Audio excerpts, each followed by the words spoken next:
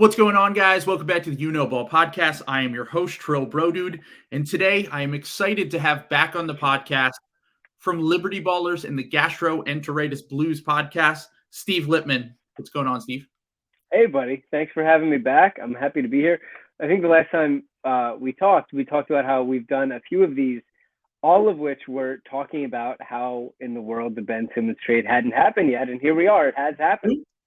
Who's that? I don't know. I'm not familiar with Well, he used to play in the NBA, so you might remember him. He's one of these guys that Dave Reuter will write about in a book as a guy who had one of these flash-in-the-pan NBA careers. But yeah, it's wild. Yeah, so I actually had that thought before we recorded. I was like, the last time we spoke, we were talking ourselves into Tyrese Halliburton and De'Aaron Fox. Those were like the two kind of packages that were floating around that were like, okay, could we talk ourselves into a De'Aaron Fox package? Could we figure out a Tyrese Halliburton package where we get off the Tobias Harris contract and do all this and blah, blah, blah. Fast forward to now. We are 4-0 in the James Harden era of the Sixers. We might need to call it the Tyrese Maxey era of the Sixers, which is what I have named this episode because holy shit. Last night was, and really since James Harden has got here, I went on another podcast and I was like, well, it helps that he hasn't missed a shot since James Harden started playing. But like, that's a thing that helps. But it does feel like Maxey, I don't know if it's a confidence thing. I don't know if it's just a role thing. It's that he has fit perfectly into this new secondary creator role, playing off James Harden and Joel Embiid. But yeah, he's looked like an all-NBA player the last 4 or 5 games, and it's been incredible to watch. So this probably just exposes me for not being a college basketball guy, which I'm not. But I was not totally sure how Maxey would play not having the ball directly in his hands. And people who watched him in college would say it's actually not, he wasn't a straight up point guard. He was more of a combo guard, off the ball guy. So I just wasn't sure how it would work, given that his jump shot, while it's been great this year, historically it was more of a question how he would be as a catch and shoot guy. But what you've seen in these 4 games with Harden has been that his like playmaking and just being supercharged off the ball, making quick decisions, and also just shooting with the ball in his hands, catch and shoot, and like making plays has just been unbelievable. Like seeing him taking, and the confidence is ridiculous. The confidence and the lack of fear is out of this world. He's just the guy. Do we talk about him as a present day star? Do we talk about him as a like surefire, like bet the over on 0.5 all-star games? Like, I don't know, but like, it's pretty incredible that like I have such confidence in him right now, which is not, I don't think, an overreaction to 4 games. I think it's a proper reaction to what he's shown all year long. Plus what he's doing, with the Harden addition. And I think just the confidence that Joel and Harden have in him. So yeah, where are you at with him? I mean, I kind of started to go. So before the season, I just want to put it in context. I was very high on Tyrese Maxey coming out of the draft. He was number 1 on my board of targets that I wanted just to get at 21. It's exactly what you're talking about, is where I felt like if March Madness had happened, Tyrese Maxey is for sure a lottery pick, if not a top 10 pick. Like, he's the kind of guy that bursts onto the scene in the tournament, and he goes on the Kentucky goes on a run, and he has some big games, and he's a big game guy, really. Like, the first game of his college career was against Michigan State at Madison Square Garden, and he hit a game-winning 3 from near the logo. Like, you want to talk about no fear in a kid? Like, he 100% has no fear. And just kind of going back to what you were saying about like working off the ball, a lot of the times Coach Cal will do this with Kentucky guys. Like that year, he had Quickly and Maxey both working off the ball as off-ball guards. And that's actually done really, really well for their development, because a lot of the time, these high-level prospects, they get to college and they're the guy. So they have the ball all the time, which is great for their individual like stats and like how it looks. But as a prospect, moving them off the ball is actually incredibly savvy, because even it feels like these Kentucky guys every year we go, how did they fall in the draft? Because they're not the main featured guys, but it gets them ready for NBA role. Tyler Hero, Devin Booker, Tyrese Maxey, like the role when they get to the NBA, they're probably going to be playing with players who are currently better than them. So getting them used to working off the ball and not being this on-ball dominant guy, it does wonders for their game. And Maxey, his skill set just fits perfectly with that. And because he's a quick decision maker, because he's now become a good catch and shoot guy, and you have to respect the three-point shot to the point where you have to close out. But if you close out, you're dead in the water. Like he's gonna get too fast. Right past you. So it's kind of like a pick your poison thing. Like, are you going to let a guy who's shooting 42% from three on almost 4 threes a game now, which has taken his volume up another level since James Harden has gotten here? And are you just going to sit back and let that guy shoot an open three? Of course you're not. So then he's getting downhill, he's getting to the cup, he's doing whatever he wants essentially. And just generally speaking with Maxey, when it comes to like, I didn't think he was going to be this good this fast. Like I had no idea that in his second year, we would be talking about him as like a 18 per game guy who is incredibly efficient, like over 50% on 2-pointers, 42% from three, almost 90% from the line. Like he is the ideal third guy to put with Harden and Embiid right now. And like, I was at the beginning of the season, I thought it was like, maybe if things go right in Tyrese Maxey's career, he'll make an all-star team, like one all-star team. Then as the season went on, I was like, okay, we'll see. Like, like he's kind of figuring things out. Like he's adapting to his new role. It was the first Miami game this year when I was like, he had a stretch where he went on like a personal 10-0 run. And there was nothing, even though Miami was missing Jimmy and Bam, their defense is still good no matter what. Kyle Lowry's still a defender at the point of attack. Their system is just really good. They can run their zone and throw teams off. And I was just like, he was just slicing and dicing them. And I was like, no, he's making at least one all-star team. So I'm like, okay. Yeah. So he's making an all-star team. And now, because he's found the perfect role and because the Sixers are what they are, because a lot of the times, in order for a team to get 3 all-stars on a team, you have to be a very good regular season player. You have to be like the Warriors, essentially. But like, if you were to take the Sixers regular season and you were to have added James Harden last offseason and put Tyrese Maxey in this role, like, I don't know if he's not averaging 25 a game because he can't miss a shot right now, but he's averaging at least 20 on insane efficiency. And like, the Sixers are probably running away with the 1 seed. So like, I think there's a chance that like we're talking about like upwards of four all-star games in Tyrese Maxey's career. Like I really think that like he's 21 right now, and I would argue you could say he's been as high as the second best player from his draft class. The way this is just shaken out, where they got Harden without giving him up.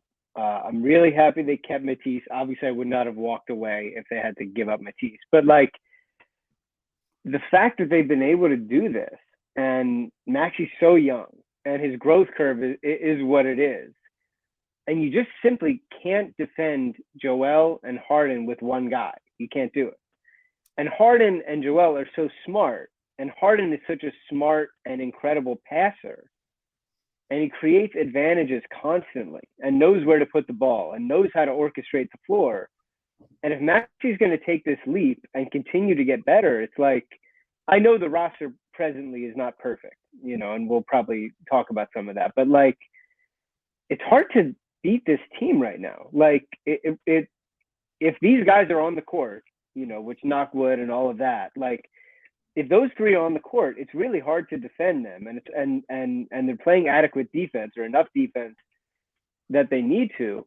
It's really hard to beat them. Best defense is a good offense, right? So it's really hard to beat them. So man, I mean, it's really exciting. It's crazy to watch them right now. I'm happy when they face some adversity like they did last night. I like to see them get tested, and it's just to see him be the third guy and continue to grow into that role, and to see increased confidence in him from the 2 main guys is just it's incredibly cool. It has been incredibly cool. I'm just looking up to see through 4 games. I was just curious to see what Embiid, Maxey, and Harden have done when they're all on the court together.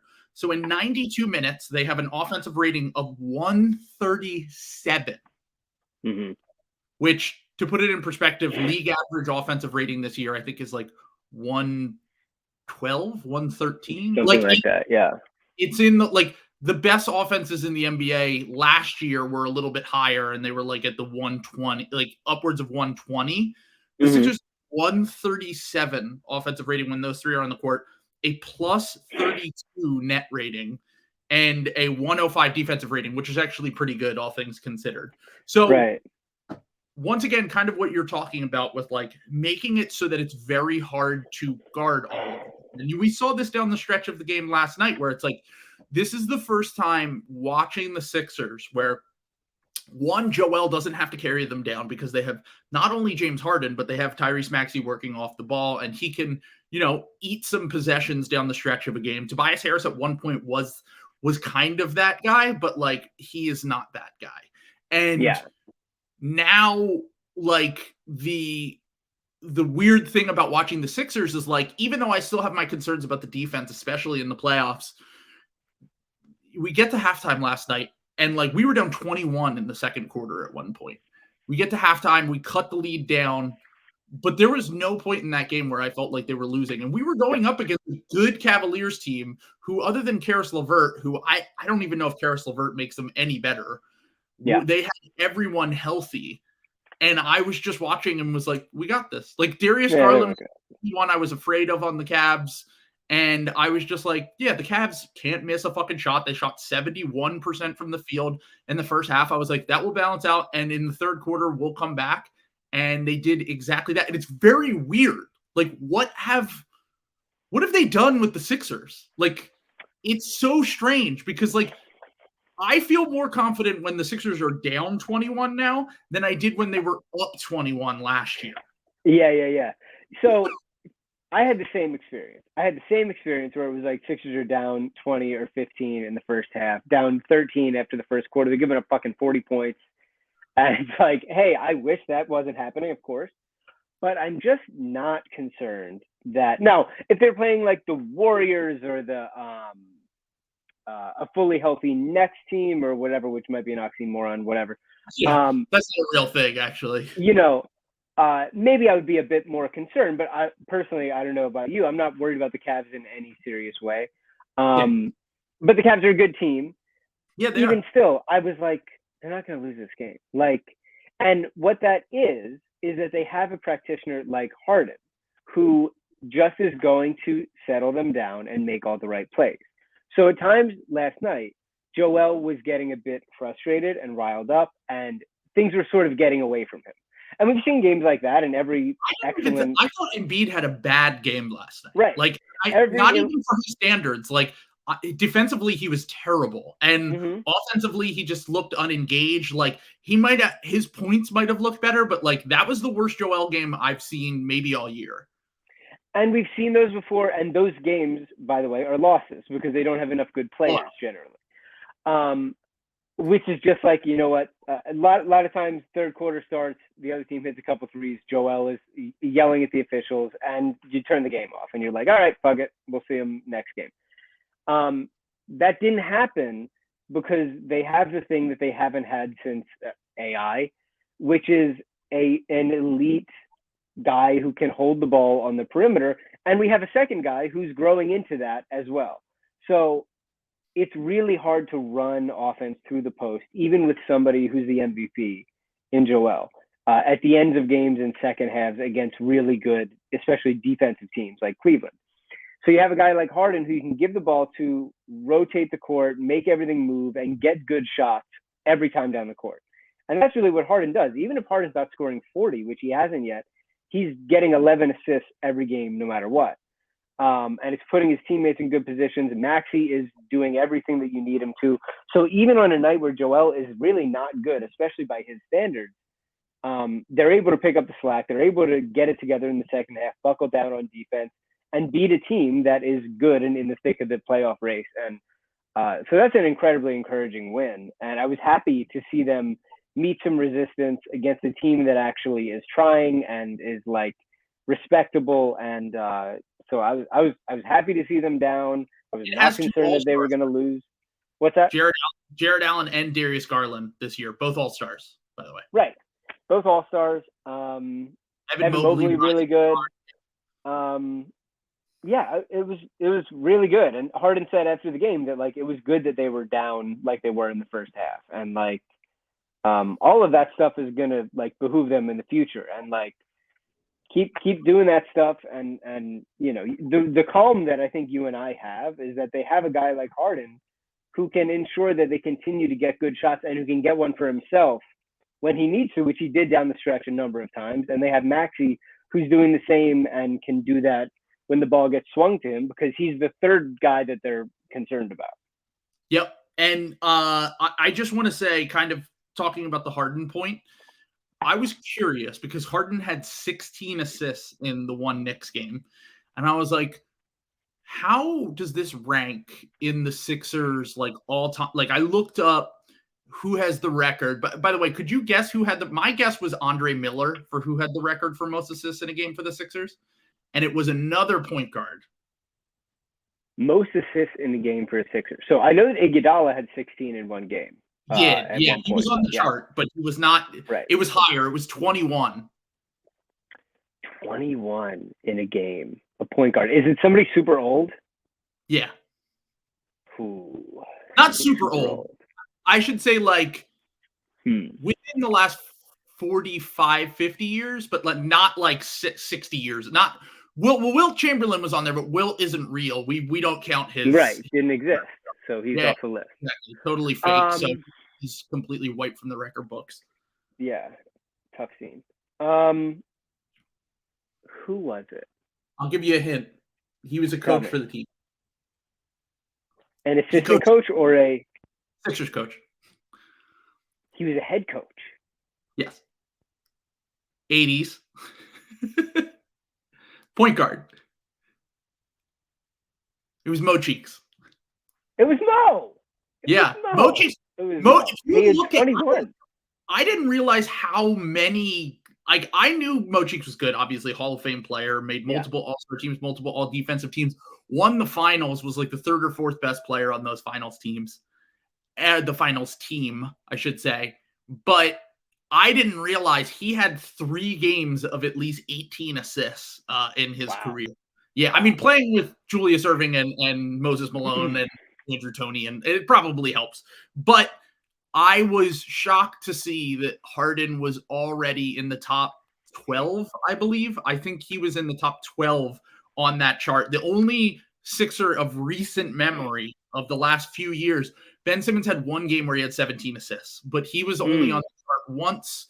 And then everyone, Harden will definitely, and apparently his career high in assists is 17. So he will definitely be appearing on that chart. I mean, especially if Maxey continues to cook the way he is, Joel can kind of figure things out here, because Joel obviously looked very good his first 2 games. I think the last 2 games, not quite as much, but especially last night. But like Harden's impact is already being felt majorly on the offense, obviously, kind of going back to what you were saying. If you look at their 3-point shooting, like in the games prior to James Harden coming to the Sixers were second to last in shooting 3-pointers in the NBA. Only the Chicago Bulls had shot less 3-pointers in the season. And if you think about Chicago, that makes sense because DeMar DeRozan runs their offense and he does not shoot threes. He's a mid-range. Right. So you think about that, and over the last few games, basically the Sixers have upped their 3-point attempts by 5 threes per game. So they were shooting about 30 threes per game when James Harden got here, and now they're shooting over 35 per game. And that's with Tobias Harris turning down like 4 or 5 open threes every fucking. So like, right now, the Sixers, like you already feel the impact on the scoring, the passing, whatever. But if the Sixers can become a close to 40 threes per game, which they did in their first game with Harden, they can become that level of 3-point shooting team. I think that they're going to be even harder to guard than they currently are. Yeah, I mean, by the way, Harden's hitting 20 assists by the end of March, just so you know. I'm going to tell you that right now. He's going to do that. Yeah. The threes are just gonna, I think, continue to go up. And I have confidence that they're just gonna keep getting them up. And it's just the way that they need to play. Around guys like Harden and Maxey's up to, I think, 42% from three. So his confidence is going to keep continuing to grow. The off the dribble threes are looking great. The step backs, everything is just looking so good. Joel's shooting maybe 3 or 4 a game, which I think is about right for his output from there. And he's shooting these open threes, which is what you want to see. He's not shooting contested looks. He's just, whenever the defense will give it to him, he's going to shoot those open threes. Yeah, I do. When he's feeling it, he'll take one that's wild, and I usually enjoy it because it means that he's on a heater. Which I do enjoy. And in terms of Tobias not taking them, I imagine that they're in his ear about that. I don't know what more you can really do about it. Dan Valpone on Gastroenteritis Blues wants to start Niang over him. That's a button I don't think they're going to push. They're not. But honestly, how unstoppable would the defense wouldn't take that much of a hit because Tobias's defense this year he's had his moments, but his defense overall has not been good at all this year. And Niang, honestly, if you just put a volume shooting 4 at Tobias's spot right now, the Sixers offense becomes even more unstoppable. Niang's a motherfucker too. Niang doesn't give a shit. Niang will get in your ear. He's gonna foul everybody. So that's hard. And foot speed wise, the Harden Niang thing isn't perfect. Not that Tobias is twinkle toes out there, but Tobias is a little bit better in space defensively. The off-ball stuff is where Tobias is completely lost a lot of the times.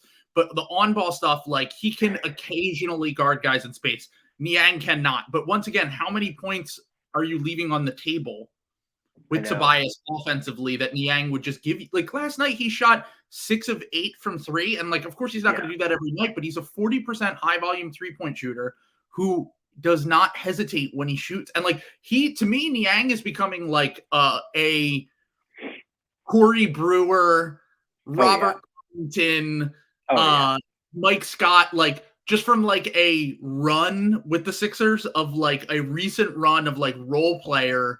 And he's better than everyone there except for Robert Covington. Yeah. The analog for this is that the Sixers did this thing where they took a guy out of the starting lineup who gets paid a ton of money, put him on the bench for the betterment of the starting lineup with Al Horford, who had a bad sister, tweeting a lot, which Tobias doesn't have. The issue with this is that year, everybody hated each other and things were going shitty and they were sick. Right. The Sixers are winning every game and the vibes are excellent and they're climbing the standings. This would be a really tough thing that Doc isn't going to do. Daryl doesn't want to do this. He wants to trade him this offseason. This is going to really lampoon his trade stock. Absolutely. There's just no way they're going to do that. Tobias is also a leader who I think everybody likes on a human level. Yeah. If anything, I think you take him out a little earlier into the first quarter to raise Niang. You can junk up in terms of who's there when tip-off happens, it might not matter as much. But also, Dan's point was together at the 3-4. I said in certain matchups last night, and they did it in the Bucks game too. You can play Niang and Tobias together at the 3-4 when Thibault is either in foul trouble or he doesn't have it going. There are moments where you can play those two together. So it's not playing Tobias means you keep Niang off the floor entirely. Exactly. And Dan's point is that the shot diet with the starters for Tobias is the threes that he's refusing that Niang will take, which is a great point. It's not gonna happen. But I get I get everybody's frustration with Tobias, who was already having a shitty year before the Harden trade and is now sort of relegated to doing the thing that he's very uncomfortable with. But listen, what can you do? It's just, I think that he is what he is. Honestly, he is what he is. Yeah, it is frustrating because it's it does feel like a lot of what the Sixers playoff ceiling is, because as a regular season team, we know with James Harden and Joel Embiid, the Sixers are going to be great, even if they started me at the 4. Like, it would be fine. We would figure it out. Like, in the playoffs, Tobias and probably the backup center are probably the two pieces for how, like, can the Sixers just run teams off the court? Can the Sixers be a legit finals contender? Because it's going to come down to, like, it is funny because I don't know if you heard this quote, but on ESPN the other night, it actually cracked me up a little bit. Tobias apparently went to Doc before the Harden trade and said, like, can he have more shots and on-ball opportunities? Like, what? Right. This was before the Harden trade. So I'm assuming this was like 2 months ago. I don't know. So he asked, and he did have a little stretch where I was like, okay, we got decisive Tobias back. We got trying on defense Tobias. He was playing much better. He was playing better. And also, like, once again, a lot of Tobias's value is directly correlated with, is his shot falling? Because as a shooter-scorer, his game is completely predicated on, is he shooting 50% from the mid-range? Because those are the shots that he likes to take. And there was a stretch where he was doing that. And that, okay, I can live with that. But he's not going to do that all the time. So him turning down, like, I wish that Morey could just kind of sit him down and, like, him, Doc, Harden, Embiid, and Tobias could sit down and just be like, look, when you turn down an open three, even if you're like, he went 0 for 5 last night, and I was happier that he went 0 for 5 than when he went 2 for 3 in the game before. Like, even if you miss all these shots and you're shooting 33% from three, which in theory sounds bad, right? Oh, this guy's a 33% three-point shooter. Okay, well, that's the same outcome as you shooting 50% on your mid-range, which you don't do, by the way. You don't, like, you shoot 42 to 40 on a good year. Yeah. Last year, he shot 48%. That was the highest mark of his career. And like, that's still below an average possession that you're going to get from a catch and shoot 3-point perspective. And I know that Tobias is a smart guy. I know that he gets this, but it's like this, like, he's not going to change. And like, I want to give everyone an opportunity to kind of adjust their role, but the large history here suggests, and it was funny, actually, they said, once Harden got here, Tobias went to Doc and said, you know what? I'm good. I'm good. Is it true? He said, yeah. And I'm like, yeah. Doc. Remember that thing? Table it. Forget it. We got the new guy. Forget it. Forget what I said. You remember the comment? Forget it. I was having a weird day. I had a weird breakfast. Forget it. I was doing a bit, and I was seeing if you would fall for it, and you did. And now we have James Harden, who's one of the best scorers, playmakers of all time. So I'm chilling over here in the corner, and I'll just turn down these corner threes any opportunity that I get. That will be my thing. But once again, the larger sample size, going back to from the season we got Tobias, is that he doesn't change. It's like, if he is asked to change, he will do it for a stretch, and then he'll go back to what he was doing before. And this season, we're not even like, once again, he upped his catch and shoot volume, but he's still getting more opportunities to have those catch and shoot open shots and turning them down. Yeah. So it really balances out. If you think about it, it's like, okay, maybe he was shooting 3 catch and shoots a game before, but he was only getting 5 opportunities and he turned down 2, or he was getting 6 opportunities. Now he's getting like 10 and he's turning down 5 and shooting 5. So like, we just need him to shoot open threes. It's literally like the formula has been created for him. And I know it's easy to say this now when he made 2 of 3 and he went 0 for 5 last night, but like, I literally would rather have more 0 for 5 nights than 2 for 3 nights from Tobias Harris, because that proves that he's learning. The truth, some guys are just, he's been in the league for what, like 8 or 9 years. He's 29. It's just like, he's just not going to change the exact way he plays, even when a gigantic championship window opens and the team is where it is. Unfortunately, I think it's just, maybe they can try some sort of like swear jar program where for every time he passes up a missed 3, they take away a book. So he passes up a missed 3, there goes great expectations. Passes up a missed 3, JD Salinger, there's like the guy who replaced Scotty Rigo, poor Scotty Rigo.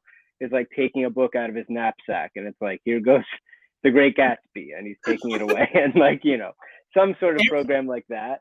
Maybe it would work. Every time you dribble the ball, we're gonna sell one of your NFTs for half of the value on the market. We're gonna do it in front of you, and you're gonna have to sit there and watch. You will settle for only $200,000 for this picture of this gorilla. That is your penance. The shame. He's just screaming, "Ow! How dare you? How could you? That's Board 8 Yacht 3472. Oh Everyone God, the one with the toothpick? How could you? But like, in you can tell that everyone's getting frustrated with him too. I think the only players on the team that aren't going to get frustrated with him over this are probably Thibault and Maxey, because they don't get mad at anyone ever. And you can tell with Harden, like Harden said in his post-game clip, like he said it after the first Knicks game, and he was like, look, or the second Knicks game, and he was like, look, I don't care if he goes 0 for 10. That's his job, is to shoot those three. Like he is doing anything in his power to make Tobias into George Niang. He's like, I will force your brain to be George Niang. For when I'm on the court, you're George Niang. That's all you need to know. You need to just like figure it out. And he said last night, once again, he's like, when I'm driving, you got to load the clip, because you got to be ready to just catch and shoot. You got to be ready to catch and shoot. Last night with Embiid, he was getting clearly upset Tobias wouldn't make a simple entry pass, to the point where Drew Hanlon was on Twitter saying there are NBA players that don't know how to make an entry pass. And he's been in the league once again for 10 years. Yeah. To the point where Maxey was the one who had to get the ball and then make the entry pass to Joel. And Joel kind of did a fuck you, got the and one, went to the line. Like, there's visible frustration from Doc, visible frustration from Harden, visible frustration from Embiid. And what's so lost on me is like, Tobias knows if he doesn't do these things, even if he does these things, he's probably getting traded this offseason. But if he wants to salvage any sort of like the ability to be on a winning team and be a winning player on a winning team, he needs to shoot these shots. And I feel like a broken record saying this every episode, but it's just like, what will it take to get through to him that this needs to be his role if he ever wants to be on a winner? Yeah, I mean, I have confidence that he will try and try to row in the same direction as those guys. I don't have confidence that this is the way he's going to now become effective. Like, I don't know that if he shot exclusively catch and shoot threes, he would hit him at 33%. Like, I just don't know if he took 10 of them, he'd hit 3 of them. Like, I think he might be really uncomfortable doing that. And, he might need all of those other sort of like mid-range bullshit, annoying shots to make the other ones. And that just isn't in the profile for this team anymore. So it's probably somewhere in the middle. I don't think that he will, stand in the way single-handedly of where the Sixers want to go. They certainly need to improve the Tobias thing to overcome some of the growing pains. This is where we're seeing the growing pains.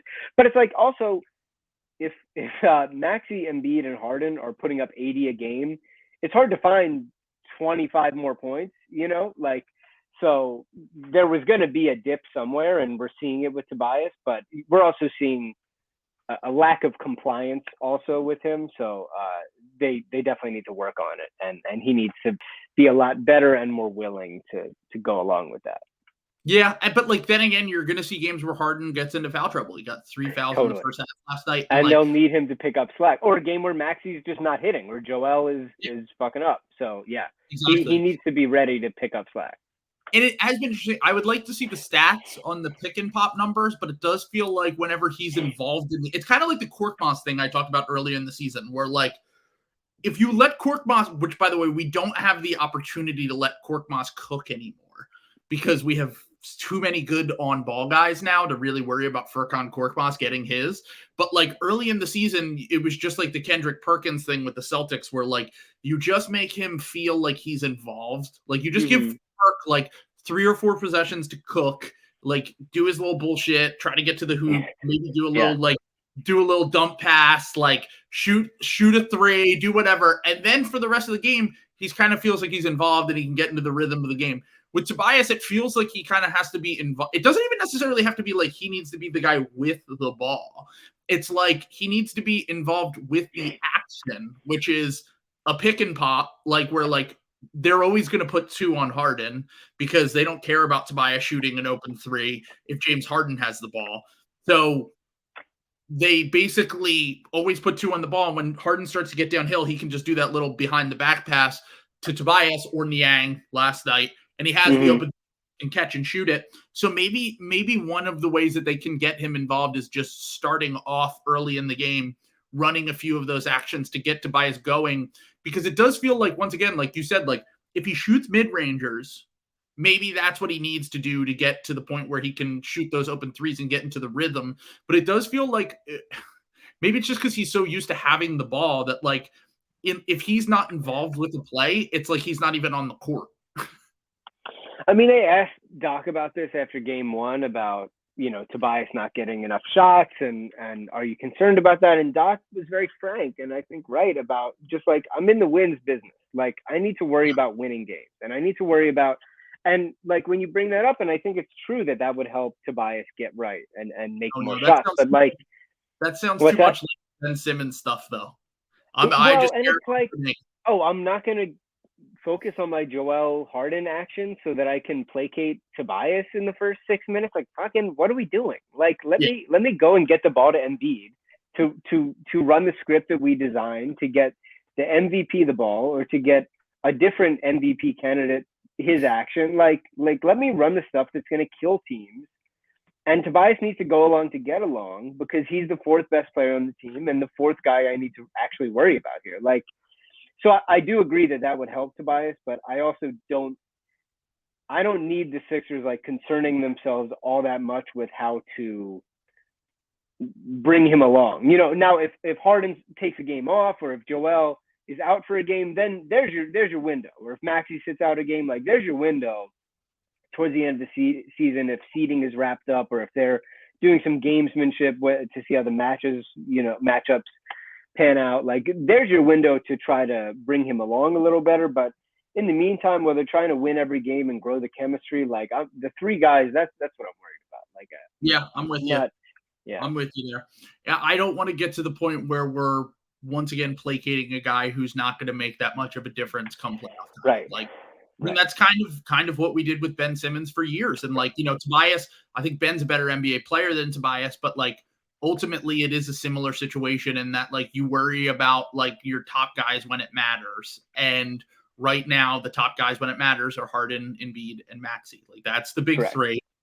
They are like breaking records, like first new teammates in their first 3 games, now 4 games, to score 20 points each player for every game, which is just incredible. And once again, I don't know if that's sustainable, but I do think that like as the chemistry grows, like they've had 4 games together and like they have a historically good offense when those guys are on the court. And, some of it will come down with shooting and as they face better defenses and all of that stuff. But like, we now have 5 straight games where they've scored 123 points or more. Like that has never happened. Like, I don't even think that's an exaggeration. I know that it hadn't happened in 4 straight games since 1990, the year 1990.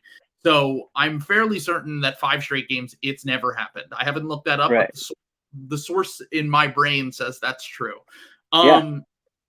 So once again, the offense is amazing. And I don't think that the offense is going to slow down all that much just because the free throws are going to give you the math advantage, the up in 3-point shots, and just the quality of shots, as you said before, that James Harden will create for you are going to just make the offense at worst an above average to good offense, even in the playoffs. Like, I think that we don't have to be concerned with that at all. I'm feeling great about all of that. And I just feel great about the team in general right now, because if you have one of Harden and Embiid on the court at all times, the offense will probably be fine. And if you have both of them, it'll be fucking flames.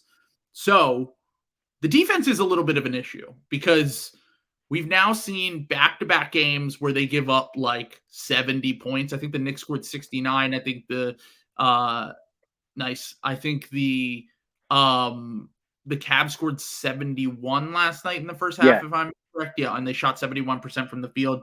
I do get a little bit concerned because it feels like, and once again, the Cavs were shooting out of their mind, 100%, definitely. But it's kind of reminiscent of the Hawks game in game 1 from last year in the playoffs, where like, yes, they were shooting out of their mind, but all of their shots were wide open. Like, it's not like they were shooting, they were making these bullshit shots, throwing them up, contested, whatever.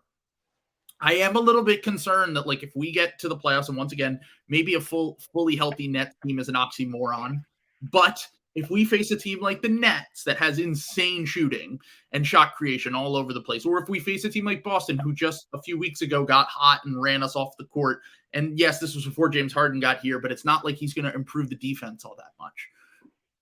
I am concerned with the playoff defense for sure. That's the one element of this team that I don't feel great about. And Embiid looked like shit last night, so like I'll give him a little bit of a pass. Maybe he wasn't fully engaged. But like, are you concerned with the defense overall?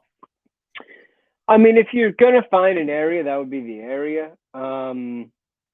I think that, they have some different things that they could try. You know, you could try to have Danny and Matisse on the court at the same time, which is sort of where you would go, I guess, Maxey, Harden, Danny, Matisse, Joel, which is an interesting lineup where you're sort of big and sort of small, where your wings are a little bit big, but you're, where you don't have a traditional 4 out there. It's just sort of matchup dependent. You could have Tobias and Niang out there at the same time, just depending on, it's a girthy lineup. But I think it's a fair concern. I think it's a fair concern because you implement a guy like Harden who generally likes to switch. And the Sixers are not a switch-heavy team. I think it's the thing that they have to probably work on the most because the offense is more seamless with the guys like that they have right now, who Harden and Embiid, who are just so inherently good, and Maxey, who's such a good improviser.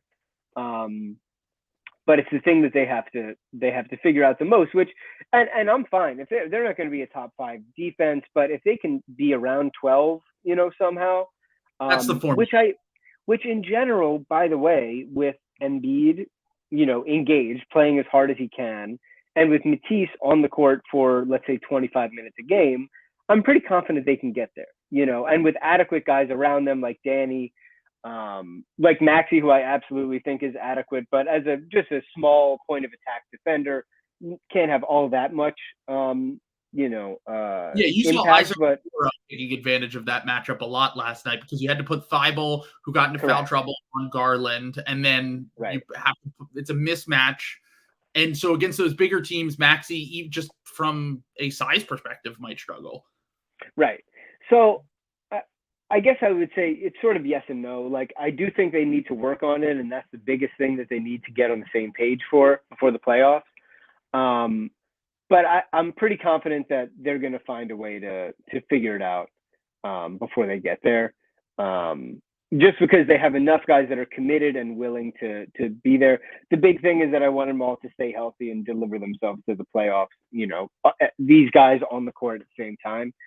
And I have such implicit confidence in a Joel Embiid defense, guarding the back line, and I think they'll be strong enough with this offense, which I think is just so high powered, with these guys that it will be enough, Yeah, best offense is a good. I mean, like, the best defense is a good offense has like really been the case so far because like even during like the Harden and Embiid minutes, and once again, small sample size, only 100 minutes, but the Harden and Embiid minutes, like their defensive rating, like, and a lot of this is going to be shooting variance, and a lot of this is just going to be like facing better teams because like we faced the Knicks for 2 games, and like the Knicks have like the 25th ranked offense in the NBA, like they're not good, but they have a 103 defensive rating in the Harden and Embiid minutes so far, and that's very good. And I think that, it is an ongoing joke. It's like anytime you watch a national game, Ryan Russillo always says this. He's like, anytime you see a national game, they're required to say, James Harden He's actually not as bad of a defender as the clips on Twitter might make you think. Like, you know, like he Right. can be strong, he can guard in the post, he can switch, he can blah blah blah. And like, yeah, he has weaknesses defensively. And like there were a few times I caught him napping last night.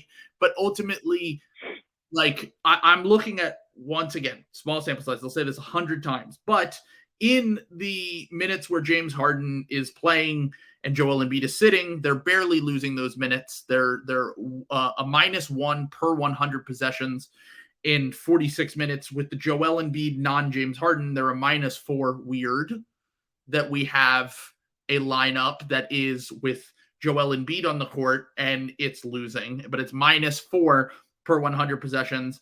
And they both have a 120 defensive rating, which is bad, and a 118 defensive rating, which is also not good. But their net rating of +32 in the 100 minutes that they've played together makes those non-Embiid, non-Harden minutes like, once again, we just need to survive them. Right. And that is what they have done so far. And weirdly enough, it feels like, so the DeAndre Jordan thing is going to be interesting because they officially I mean, signed, this is this team, and they don't even have DeAndre Jordan yet. I mean, can you amazing. even imagine? The Sixers are adding Jordan. Super team. It's literally like, it's like whenever you, I don't know if you guys, if you followed the whole Warriors, like they're adding Clay. Okay, yeah, I get that. They're adding Clay, and they haven't even added James Wiseman yet. And I'm like, come on, unreal. How is this fair? One of the best centers in the league.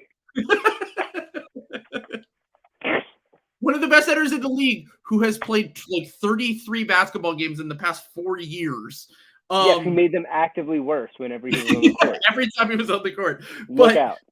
So I am a little bit concerned with the DeAndre Jordan signing. It was funny. I actually, when the DeAndre Jordan signing happened, I was at work, and it wasn't even like the signing itself. It was the Lakers have waived DeAndre Jordan, and everyone was like, and I was like, oh no. And they were like, what? And I was like, no, he's a Sixer. I was like, I know what's coming. What do you mean? And I was like, we're going to sign DeAndre Jordan. And everyone was like, okay. And they were like, why do you care so much? And I was like, because Doc's going to play him no matter what. And if he sucks, it's going to be a disaster. And everyone was like, okay, it's fine. He's just like a backup. Like he used to be good. And I was like, no, he sucks. And I was getting very mad. But ultimately, over the course of these last few days, I have kind of come around to it just because like Milsap was fine last night, other than like whenever he was getting in space with Darius Garland, and Darius Garland was just hitting shots with complete ease. And I don't think DeAndre Jordan's going to be much better at defending in space when he's switching. But ultimately, I don't think he can be worse than Milsap. And like if Doc has to do his kink, his fetish, and play a vet, then if DeAndre Jordan can survive, famous last words, if DeAndre Jordan can survive 5 to 10 minutes in a playoff game, I can't imagine it being worse than the 37-year-old Paul Millsap experience. Millsap is horrible. That guy, what does he give you? What does he like? First of all, he's shorter than us, and he doesn't make threes. He's not shooting threes. He's not switching on the perimeter. Like, what is the advent of playing Paul Millsap? Like, I don't know, other than the fact that he's older than Doc, I don't know what the point is of putting him on the court. Like, I don't understand what the gadget is of having him on the court, because he's not protecting the rim at all. And I don't understand. I know that he's very old, and there's the point. But yeah, well, I have my favorite, like, this is definitely Doc's favorite stat of Paul Millsap's.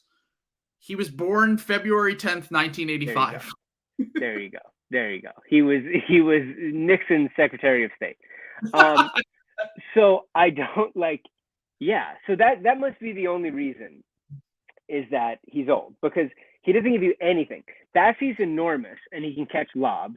B-Ball Paul is a freak and he can play defense on everybody. He is like an athletic marvel. He will do some batshit things on the court for sure, but he gives you this randomness, and he's like a really, really good defender.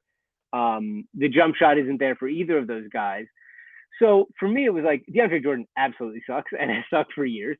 But he's huge and can still dunk a basketball, which Paul Millsap, no chance. So Yeah. of the guys who suck, which are Millsap and Jordan, I have to think that one being able to dunk should help. I would hope he's You apparently know, he's in the 75th percentile as a roll man from scoring percentage wise. And like if you have right. James Harden, like that might just be enough to keep the team afloat. So, Doc said yesterday that he's effectively not the incumbent and it's a competition. Horseshit. He's the guy. I love the Woj tweeted that the Sixers when Jordan got waived, the Sixers are the front runner. Who else is in this race? The Sixers are the front runner. Who the front runner? Who else is? Who are they elbowing out of the way for DeAndre Jordan? Nobody else is in the race. I would love to see them give an honest look to Bassie or to Reed. It's just not going to happen. I'm just not, as you said earlier when we were losing to Cleveland, I'm not that worried about it. I would hope that if things are really bad with Jordan, that Doc would see this and either go to Niang at 5, which he's done this year at different times and has had success with it. Or he would try one of the kids. Of course, I'm not extremely confident in that, but I'm not really worried about it given the staggering that he's been doing, because I just don't think that a James Harden lineup is going to crater. Like, we were really worried about Dwight or about Monroe or about any of these ghosts in our memories because Ben Simmons was running those lineups or go ahead. Quick interruption there. Everyone keeps saying on Twitter, oh, you guys are overreacting. And yeah, of course, this is what I do. I overreact to everything. But they're comparing it to the Dwight. They're like, well, you guys hated the Dwight signing. And I was like, the Dwight signing was bad. He was horrible when we needed him to be good. And once again, yes, it would have been better if we had James Harden, 100%. But ultimately, Dwight was very bad in the playoffs. And when we needed him most, he failed to deliver in any capacity. And yes, it's a veteran minimum signing, whatever. The Dwight signing overall was not great. And at worst, it was average. And everyone's like, you guys freaked out about the Drummond signing too. And I was like, no, I just thought the Drummond signing was weird because I thought that he hated Embiid and I thought Embiid hated him. So that from an on-the-court perspective, if you go listen to the episodes when we first got Andre Drummond, my podcast was like, this is fine. Drummond's a fine backup center. And he's proven to be one of the better backup centers in the NBA this season. But comparatively, Dwight was good on that Lakers finals team. He served a role. And Drummond, while he struggled with the Lakers, has had moments in the NBA recently. DeAndre Jordan has not had moments for 4 or 5 years. And that has been the thing that has worried me the most. But once again, talking about the James Harden thing, they barely lost the James Harden, DeAndre Jordan minutes last year with the Nets when he was starting for the team. So you would hope that they can barely lose those minutes instead of getting destroyed like you were just bringing up.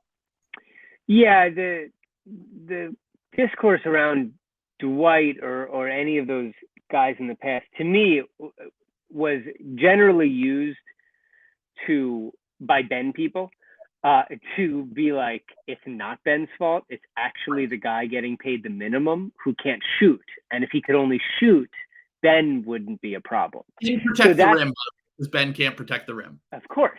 So that is where it used to bother me, which was always like, no, Ben's not good enough. And we shouldn't have to care so deeply about this guy who's 100 years old getting paid the minimum. So I don't think that we'll be regularly worrying so much. Jordan probably sucks, and he'll get here and probably continue to suck. And I guess I don't think it'll be a giant issue, famous last words. And I hope that if it is, and honestly, I think that Harden is the kind of guy that if Jordan fucking sucks and is not happening, Harden will go to Doc and be like, play one of the 20-year-olds because I can't do this guy. Yeah, so I agree. And I think that Harden and Embiid have as much say now as Doc does, because Doc knows that if they flame out in the playoffs this year, he's gone. And like, it might be the only chance, and once again, another thing, famous last words, it might be the only chance where Doc might actually change some things. And like, one of the things that I felt like he's kind of gone away from this year was like, and recently he's shown a flexibility to kind of get back to that, which is like, when a guy doesn't have it, he'll pull them. Like, he did it with Thiel in the Bucks game. He did it with Korkmaz last night. He tried out Korkmaz. Korkmaz didn't have it. He put in Shake. Shake had it. And like, your hope is that like Doc can have enough feel to know, but also Doc has proven to be completely inflexible in the past. And I think it would take a James Harden coming in and being like, we need to see what we have. That was my whole thing, was like, I don't really care that they signed DeAndre Jordan. I care that they didn't give an opportunity to Willie Cauley-Stein. They didn't give an opportunity to Paul Reed. Give an opportunity to Charles Bassey to at least see what we have before we know Doc is just going to be like, 33-year-old, he's playing. Like, that is the thing.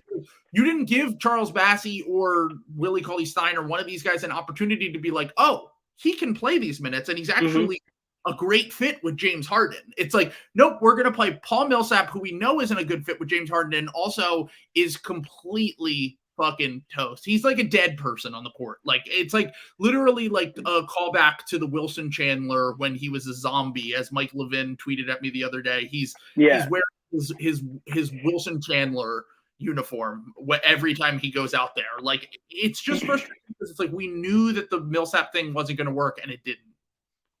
The big fear about Jordan is the rigidity with which Doc can play these guys. So it's not that he sucks, which he probably does. It's that he will suck to a degree that it fucks things up so badly in those minutes.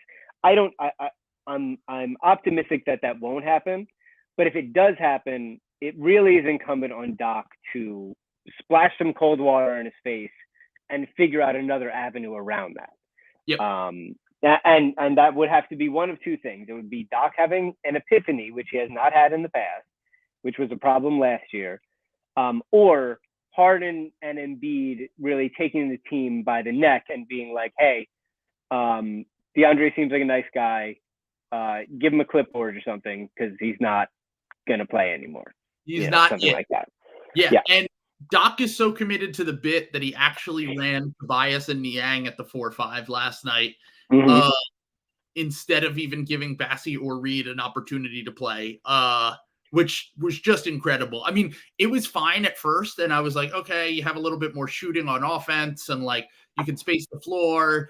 And then immediately when the Cavs realized it, they were like, oh, we can just get whatever we want at the rim, because they don't have a rim protector in right now. So like, it was just, I have to give Doc credit for being so committed to the bit that he's like, yeah, you know, this thing that I never did before, which was play my guys at the 5 that are not centers. I'm going to do that now. Like, I only did it like a handful of times, even when we had Ben Simmons. And once again, I don't think Ben Simmons as a small ball 5 is going to break, is be some fucking thing that changes the Sixers' outcomes. But I also think it's just funny that like a year later, now we're like, yeah, let's put George Niang at the 5 and see how that works out. So once again, incredible comedic mastermind Doc Rivers is, I just got to give him credit. I got to give him credit for sticking to the bit. But guy knows a bit.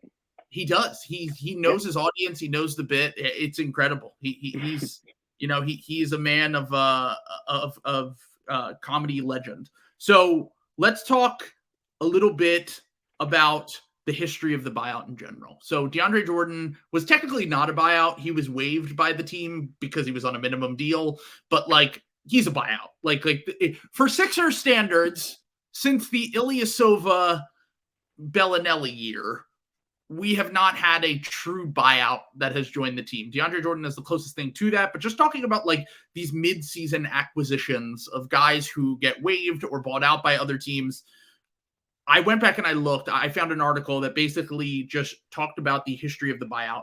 And while there have been guys who have been on conference finals teams, even recently, actually. And as early as last year, you had Blake Griffin and LaMarcus Aldridge, who ended up having to leave because of his heart condition. But you had two guys who were contributors on a good team, and like Blake Griffin played decent defense on Giannis for much of that net series, and like was a contributor to a second round team, ended up starting a lot of games for them, and had a little bit of a revival last year with the Nets.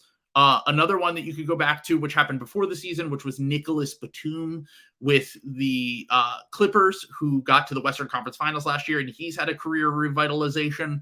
And then a few years back, there was like Enes Kanter, who filled backup center minutes for the Blazers. There's not a long history of these guys coming in and being super effective. In fact, there's never been one who has played big minutes in a finals. So Peja Stojakovic was the last one that was even on a finals team. He was bought out in the 2011 season, signed with the Mavs and helped them get to the finals, but then was completely unplayable due to his defense. So one of the things that I've talked about, which is like my thing with DeAndre Jordan, once again, we just talked about like maybe he can survive the minutes, but it's like I look at the majority of guys that have played well on buyouts. And either they are what we're currently going through, where they have this massive void, like the Blazers, where like Zach Collins gets hurt in the playoffs, they need a backup center, and then Kanter can fit into that adequately. Whereas the majority of these guys who have like career revitalizations are going to new situations where they have new roles. So like Blake Griffin was asked to be the main shot creator for the Pistons, and it was a disaster. He was terrible. But he was like, hey, go catch lobs, shoot open shots, play scrappy defense with the Nets. He was fine. Nicholas Batum was asked to do a lot for the Hornets. He was on a young team. It didn't really make any sense. They asked him to be like, hey, be a connective passer who protects the rim and shoots open threes and does your job here with the Clippers, and that will work.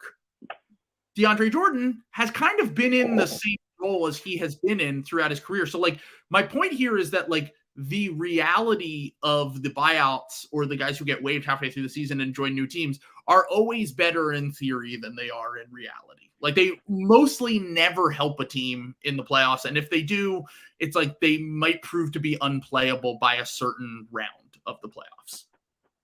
Yeah, I think that that's inaccurate, and you get excited about these guys that are buyouts because it's like an extra trade deadline sort of thing, an extra flop period for you and for the faithful here. Leftover flop, I call it. Yeah, exactly. And but it's really guys who you hope will basically be neutral over your previous guy, and frankly with the Milsap who's basically who we're talking about now, he won't be neutral over Drummond, who is actually good. Now, whether or not Drummond would have been good in the playoffs, we don't know. Drummond was very bad in the playoffs for LA. LA was sort of a mess. Who knows? And he's also never played in the playoffs in meaningful games. No. But, I don't have high hopes for what, like maybe Harden and him will have a good chemistry in pick and roll. Like Harden in those non-Embiid minutes hasn't run pick and roll because Milsap has shoes that are attached to the court. So it's like, we don't know what would happen. Maybe they would run more of that. And then off of that action, the shooters get open and maybe that would be helpful. The defense, honestly, I worry about. He's huge. And I think some of his advanced numbers at the rim are pretty good, but his help numbers are even maybe not the numbers, but there's some clips going around of his help defense these days, which is really bad. Space, he's like, he can't hurt anyone on the perimeter. Yeah, exactly. So the hope would be just that he's okay, but I do not, obviously I don't think anybody has high hopes for what DeAndre is at this point in his career. And as we're saying, just like them being able to pull the plug if it's very like abundantly clear immediately. And then it's just like, if pull the plug means that they go to Milsap, I'm going to lose my goddamn mind. That's the problem. Is like, what is that's the a huge problem? Is the alternative Paul Millsap? Is the alternative trying George Niang and Tobias Harris at the 5? Like the alternative has to be Bassier Reed. Is ultimately what it comes down to. Is like I just hope that like we lock up seeding, like you said earlier, and like there's just like 1 or 2 games where James Harden can just see Charles Bassey and be like, wait a minute. Right. Just like like someone said, like, are they hiding Charles Bassey in the G League so that Harden can't be like, wait, we already have, because one of the things Doc actually said was like, they were like, what? I tweeted a clip and I just said inspiring. And it was a clip of Doc basically saying, I have no idea what Deandre Jordan will bring us. Like, I don't know what he's going to bring us. Yeah, exactly. Excellent. And he's like, but like, I think I told Bassey, like I told Charles that like, this is a guy you can mold your game after. And like, you can be a better offensive version of what DeAndre Jordan is. And I'm like, why don't you just play him for 1 game with James Harden then? Like, maybe Bassey sucks. Maybe he doesn't. Maybe, but we don't know. And I was encouraged when we saw him during the year. And there were some good quotes from Maxey about him, because they were both from Texas, and how I think Bassey was like Mr. Basketball where they grew up. It's not super unique to Doc that he likes playing old guys. Lots of coaches around the league just trust the old guys, especially in the playoffs. And after the Harden trade, when the Sixers didn't have Drummond, B-Ball Paul was the guy, and he tried to do that dumb dunk and fell on his head, and he kept playing after that, and everybody was like, all right, maybe he likes B-Ball Paul. Maybe B-Ball Paul is going to be the guy. And then Milsap got in there, and Doc was like, get in there, Pablo. And it was like, we're fucked. We're fucked, man. We're absolutely fucked. Yeah, I mean, it once again, it doesn't feel great, but I am willing to give it feels like a new era, a new day for the Sixers. And it feels like you just have to be open to trying out whatever. And I think that we need to give this a little bit of a chance, even though I'm incredibly pessimistic about the whole fit in itself. But we're doing well. We're 4-0. We play the Heat tonight. We'll see how that game goes, because I feel like on the second half of a back-to-back, I'm gonna like change my expectations a little bit. I don't know who's gonna end up playing for the Heat. I know Kyle Lowry. They've got a bunch of guys questionable. Yeah. Jimmy Butler's still questionable. Like, I'm not gonna put too much into this game because of the circumstances. If they got to Miami anytime before 3 a.m. last night, I'm sure James Harden had himself a night. And I'm thinking that, or even if they got there at 3 a.m., who knows? It's James Harden. But my whole thing is I'm not going to put too much on this game. But if they do go out there and they prove to beat Miami in Miami on the second half of a back-to-back, I will be completely reckless. I might get banned from Twitter. Like, it might be... it might be like a mass reporting by Heat fans, the ones that I don't have blocked, which is like 80% of them at this point. But so moving on from the Sixers in general, let's just talk a little bit. By the way, best backcourt in the NBA before we move on, Maxey and Harden, where do they rank? Because I thought about it. I think Booker and Chris Paul are clearly number 1 now. Yeah, you have to do that. And just for legacy purposes, I guess if Clay is still technically a shooting guard, Curry and Clay, like, probably 2. Mm-hmm. Who else? I'd probably put them in the same team, like Mitchell and Conley. I think I'd go Harden and Maxey. Harden and Maxey. Yeah, Harden and Maxey are over them. CJ and Dame are gone. CJ and Dame are over. CJ and Alvarado on their heels. Who else? Man, I don't know. I feel like because they don't play shooting guard. Lamar and Levine don't count because they're not necessarily guards. Neither of them fit that mold particularly. I mean, it's like Caruso and Lonzo. Lonzo would start at point guard. Right. And if he was healthy. So I think that they're 3rd. Yeah, unbelievable. And 3rd and rising, especially with Maxey. Wow. Yeah, that's crazy. I think this, I mean, I don't know if I've said this on the podcast yet, but there was a post I had after we didn't trade Maxey, and he had this great game at the deadline last year when we didn't trade him for Kyle Lowry. And it was me tweeting at Zoe, and I said, me convincing myself that not trading Maxey was our moment of when the Warriors didn't trade Clay for Kevin Love. Yeah. And it I was kind of like, was. It's starting to feel that way. I'm not getting ahead of myself. But I will say, thank fucking God Masai Ujiri is a coward and did not make that move. He gets he told the whole league, yeah, don't lowball me. Don't even try it. Very good. Don't even try to lowball me, or I will trade for Precious Achua and Goran Dragic fast and teach you a lesson, okay? And Goran Dragic, and we'll add a first-round pick to get Thad Young back for some reason. We will put a master class in negotiating. How's that feel? Incredibly weird, but strange behavior from an entire country of people. So we just need to talk before we get out of here. Before we get out of here, we got to talk a little bit about Ben Simmons, because we brought it up at the beginning of the podcast. I don't know who this man is, but he is still not playing in the NBA. The Sixers, by the way, lost that trade. I just want to remind you that the Sixers lost the trade. It was the worst day of Daryl Morey's life, I heard. His life. Forget deaths in the family. That was the worst day of his life. Every day on that date, on February 10th, he's going to set alarms to remind himself. Yes. This horrible tragedy that happened. The day the first call hit, the day the second call hit. Yeah. So Ben Simmons still has not played. They're saying that his injury, which coincides with 5 days from now, the Sixers play the Nets, is more serious than we thought. And they will be, while he was ramping back up, he got hurt basically. It's possible he won't play for the entire month of March.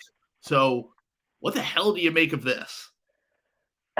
So it's all very strange. So, of course, he doesn't want to play in March 10th in Philadelphia. He gets to Brooklyn. What's the schedule look like? Oh, no, thank you. Yeah. Oh, that game, March 10th, Philadelphia? No fucking thanks. Not going to play in that one. You can find me another game to play in. I won't play in that one. I get that completely. Human level, no thanks, no chance. But they need wins immediately. They're in, I think, 8th right now, narrowly, and like almost surely are going to be in the play-in. They would like to be 7th or 8th instead of 9th or 10th. So it seems it would be odd for me for this to be total bullshit. So like I kind of don't think it is total bullshit, because they just need to find a way to win games right now. So I do buy that there's something up with the back. He had a legitimate back thing in recent years. I don't think that they're totally fabricating this. Now, if he plays March 11th or 13th, whatever their game is after that, something will obviously smell funny about that. Like that would be too bald to me for if they just do that.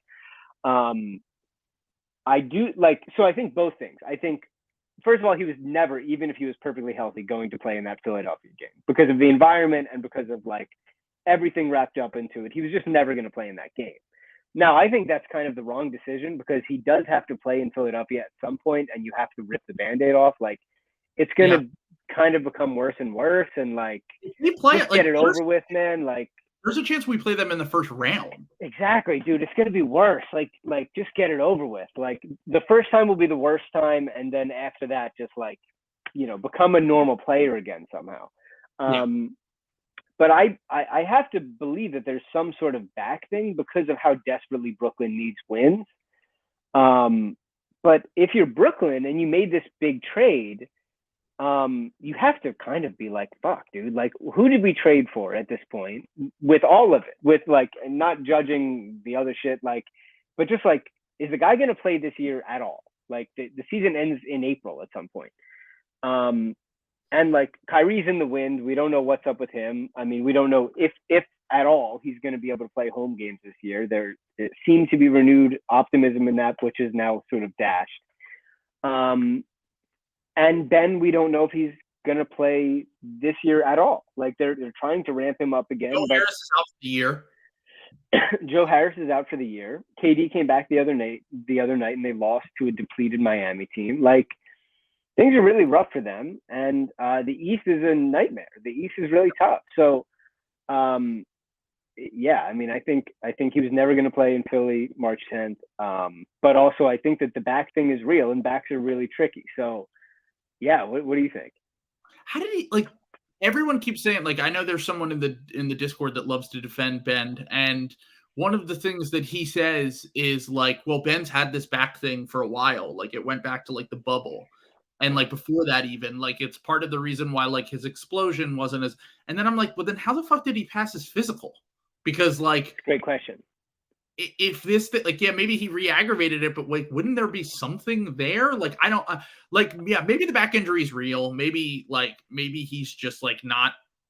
But like, if that is the case, this trade would be a disaster for the Nets. Well, if like, it's a chronic back injury that he can't even ramp up with, like, what does that require? Because he just had how many months off, like, from playing actual basketball? Like, he just had 8 months off, 9 months off, like 10, right? I mean, how much more of a stretch can he possibly get of not playing NBA basketball? Like, yeah, like, well, yeah, I guess we played into June last year, so it would have been he had off like the rest of June, July, August. Like, yeah, it's like 9 or 10 months, and like he's by the time he plays, it's going to be almost a full calendar year. Like, it will probably be April, and you're going to go like. And it's like, not only do you have to figure out the pieces, like you have to figure out like how this all works with like KD, Kyrie, Seth Curry, Ben, all that stuff. You got to figure all that out. But like you have a guy who's a historically bad playoff performer that you're just going to like plug into the lineup and try to figure it out like right before the playoffs, if not in the playoffs itself. Like the trade at the time, I felt like it was a fair trade for both sides. And I still kind of feel that way. Like I feel like all things considered, once again, if you go through the history of star trades, the team that gets the star, the best player in the trade, wins the trade 99 times out of 100. There are certain circumstances that are due to injury or due to whatever that make it so that that is not the case. But the large majority of cases that happens. And because of that, the reaction to me was a little bit lopsided in the Nets' favor of like, they won this trade because they made their team better and they filled their weaknesses and James Harden was going to leave anyway and blah, blah, blah. And I'm like, yes, James Harden was going to leave anyway. But like, if you consider that the Sixers just added James Harden to Joel Embiid and the Nets just got worse. And now, once again, could be potentially disaster with this back injury. And like, then you basically just traded for a player who is damaged goods mixed with Seth Curry, Andre Drummond, and 2 first-round picks for a guy who now looks like a top 10 player again in James Harden. I mean, the Sixers just traded Seth Curry and Andre Drummond for James Harden. That's it. Like, they're not worried about picks right now, nor should they be, because they're trying to win a title with an MVP candidate. Ben Simmons was literally never going to play for them again. Like, Joel said he was not going to do Joel said he was not going to do the hands and knees begging to get Ben back on this team. He was like, fuck that shit. Like, he did his piece. He tried to go to see him in LA. Ben told him to fuck off. He was like, all right, you know what? Like, I have the guys here that want to try to play and try to win in Philadelphia, and I'm not doing that other shit. So for all intents and purposes, that's what they traded, to go and get James Harden, who wanted to be in Philly, wanted to play with Joel, and this is what they have. So to think in any way that they lost it, I do think that the Nets did okay with a guy who like was telling them in every possible way, I no longer want to be here. Right. But it's certainly scary that the guy that they got, you know, who knows what sort of performer he'll be in the playoffs in big games where the pressure is up and all of that kind of stuff. Or if he can play in the city of their biggest rival, God knows. But if he also has a chronic back injury, which was, I guess, unknown prior to trading for him or didn't come up in the physical, like, I don't know. Like, I don't know what they get now. But, I mean, it's not looking good. Know. Yeah, I would say, and it's funny because someone was talking. I still have this reflexive like deep within me of like partially I've just been conditioned to defend Ben Simmons. Like it's almost like Tobias can't work out the turning down open threes thing. I'm trying to work out defending Ben Simmons reflexively. Like someone said the other day, like, who's the best Ja Morant defender in the NBA? And I'm like, well, if you look at the stats, Ben held him to, and I'm like, I don't have to do this anymore. Yeah. I'm free. He is someone else's issue now. And I can just enjoy a basketball team that can dribble, shoot, pass, do all the things that we wanted Ben to do for all those years, which is like become a complete offensive player. And we have James Harden, and I don't have to concern myself with this. It is a very freeing feeling, I will say. Yeah, it feels great. It feels great. And all of this sort of mystery that's shrouded in this, and you see Nets fans coping online, and it's like, boy, God bless. I don't want to do it anymore. I don't want to. Someone tweeted yesterday, oh, this is when the Cavs couldn't miss from the field and they were down 21. Someone was like, oh, this is the Sixers team everyone's been talking up. And he was like a Nets fan and whatever. And he had Ben Simmons in his header, like a poorly photoshopped. I was like, I'm not religious, but I will pray for you. I do that for you. I am going to. You're going to be my thoughts and prayers because I know what you're about to go through, and I wouldn't wish it on anyone. I would not wish this experience on anyone, and I hope that you enjoy the Ben Simmons experience. So, last thing, get out of here. Like 100% last thing. Someone submitted this to me. A user, a listener, I should say, not a user. A listener question. Is Maxey better than Ben Simmons right now? It's a great question that I think about a lot. We just simply haven't seen Ben Simmons play basketball in so long. True. Well, it's like, where is Maxey in the league right now? And part of that is like, where does his play level off? Because is his play right now in this triumvirate what his play, like exactly what he is? Like, is he 22 points a game, 5 assists, 4 rebounds, like with these percentages? Doesn't turn the ball over ever. Because if that's the case, then yeah, probably, right? Like good, like solid defense, like probably, right? Like, yeah, I mean, my thing with the Maxey versus Ben argument is it depends on what you want. Because if you want a team, like if we're getting what we got from Ben Simmons for all those years, and we're getting a team like next 5 years, I'm taking Maxey, no question. Right now, I'm thinking about it, and I'm like, if you're the Sacramento Kings and your goal is to be the 10 seed in the West, then Ben Simmons might be a little bit better at helping you achieve those goals. Yeah. But if you want to build a championship team where guys fit seamlessly into roles and know what they're supposed to do, and you can highlight their strengths as opposed to building around their weaknesses. And by the way, Ben Simmons, even in his current role, is the 3rd best player on the Nets. You're going to have to build around his weaknesses. Right. Then that is something where Maxey's the 3rd best player on the Sixers right now, and you don't have to build around his weaknesses. And I feel like ultimately Maxey just makes team building a lot easier. So like they might be on the same tier of player this season. So like we haven't seen Ben once again, but like they might be a similar tiered player this year if you would consider that like maybe Ben's probably the same player he's always been. And Maxey has taken this massive leap, but next 5 years, no question in my mind, I'm taking Tyrese Maxey. And he just makes things easier. It's just insane to have this conversation. And also, if it's one of those top 100 lists where it's predictive, where it's like you're predicting for the season ahead, it's almost sort of impossible to make a Ben over Maxey case, right? Like it's sort of Maxey is improving at a rapid case and willing to try the things that make him uncomfortable. And Ben is sort of allergic to doing those exact things. So I don't know how you regular season or playoffs, because regular season, you have a case for Ben. Playoffs, I mean, Maxey's already proven that he's not afraid of the moment, and I don't think that he's going. Right. Maxey won him a playoff game against a good team. Ben's won him playoff games, but against the Jared Dudley game.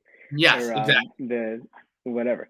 So yeah, man. I mean, it's It's wild. I don't know what's going to happen with Ben. I really don't think that it's going to be like the day after March 10th. They're just like, listen, he's feeling a lot better. I don't know what to tell you, but back is loose. He'll be out there tomorrow. That would be incredible. I think he's going to wake up on March 11th and just be like, yeah, I feel a little better today. I don't know what it is. When did we play the Orlando Magic? Rock, who's up? All right, bud. That's a good place to end it. Thank you so much for coming on. Please follow Steve, listen to his podcast, The Gastroenteritis Blues, and I'll talk to you soon. Thanks, buddy. Good to see you. Peace.